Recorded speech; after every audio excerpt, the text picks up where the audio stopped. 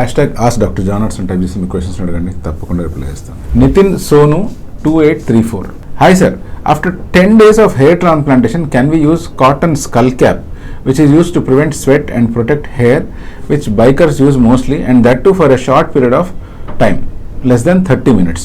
Hair transplantation జరిగి 10 days తర్వాత skull cap వాడొచ్చా అంటే బీనీ క్యాప్ లాంటివి కానీ స్వెట్ అబ్జర్వింగ్ క్యాప్స్ ఎవరైతే బైకర్స్ వాడుతుంటారో అటువంటి క్యాప్స్ కానీ తలకి అంటుకుపోయి ఉండే కాటన్ క్యాప్స్ వాడొచ్చా అంటే లెస్ దెన్ 30 minutes ఒక 20-25 నిమిషాల వరకు జర్నీ చేస్తూ కావచ్చు, ఎనీ రీజన్స్ వాడొచ్చా అని అంటే డెఫినెట్గా వాడకూడదు. హెయిర్ ట్రాన్స్ప్లాంటేషన్ జరిగిన ఇనీషియల్ డేస్లో అంటే 3 days to 4 days పీరియడ్లో స్కాల్ప్ వెనకాల భాగంలో హీలింగ్ స్టార్ట్ అయిపోతుంది, ఫ్రంట్ ఏరియాలో కూడా హీలింగ్ స్టార్ట్ అవుతుంది. బట్ కొన్ని స్కాబ్స్ అంటూ కనిపిస్తాయి.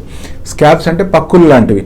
ఇప్పుడు ఈ హెయిర్ అనేటివి ఏవైతే ఉంటాయో ఇవి ఇలా బయటికి పొడుచుకొని ఉంటాయి. మనం టర్కీ టవల్ ఉపయోగించినా కూడా అవి దాంట్లో ఇరుక్కొని ఊడిపోయే అవకాశం ఉంటుంది.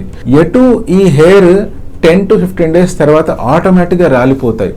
ఆటోమేటిక్గా రాలిపోతే నష్టం లేదు, కానీ మనం అదే పనిగా టవల్ ద్వారానో లేకపోతే ఇటువంటి క్యాప్స్ ద్వారానో ప్రెషర్ అప్లై చేసినప్పుడు అవి రాలిపోయేలా ప్రయత్నం చేయకూడదు. ఎందుకంటే ఈ క్రూషల్ పీరియడ్ హెయిర్ ట్రాన్స్ప్లాంటేషన్ జరిగిన మొదటి రోజు నుంచి 5 days కావచ్చు, 6 days కావచ్చు, ఈ 1 week 1.5 week కావచ్చు, ఈ పీరియడ్లోనే స్టెమ్ సెల్స్ అనేటువంటివి స్కిన్ లోపలికి ఇంబైబ్ అయిపోతూ ఉంటాయి.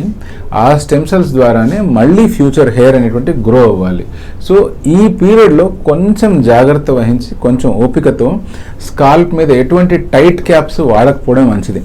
మీరు వాడుకోవాలంటే బేస్బాల్ క్యాప్స్ వాడుకోవచ్చు, ఏవైతే ఈ ఫోర్ హెడ్ మీద అండ్ తల వెనకాల భాగంలో ప్రెషర్ క్రియేట్ చేస్తాయి. తప్పితే ఈ పై భాగంలో ఎక్కడైతే ట్రాన్స్ప్లాంట్ జరుగుతుందో ఆ ఏరియాలో ఎటువంటి ప్రెషర్ క్రియేట్ చేయకుండా ఈజీ ఏరేషన్కి మార్గం ఇస్తాయి.